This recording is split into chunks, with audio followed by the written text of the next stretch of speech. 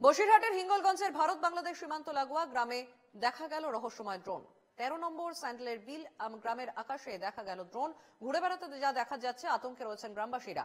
গত কয়েকদিন আগে হিঙ্গলগঞ্জের কাটাখাল এলাকায় দেখা গিয়েছিল ড্রোন। সেই রেশ কাটতে না কাটতেই ফের আবারও দেখা গেল ড্রোন।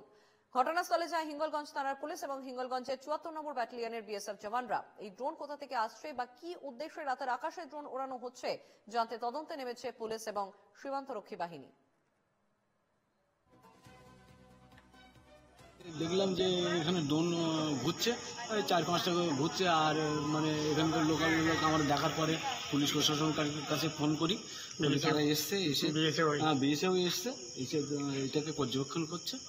এর মতন পরিস্থিতি এখন প্রশাসনভাবে কিভাবে কি স্টেপ নেয় সেই অপেক্ষায় আমরা সাধারণ মানুষ।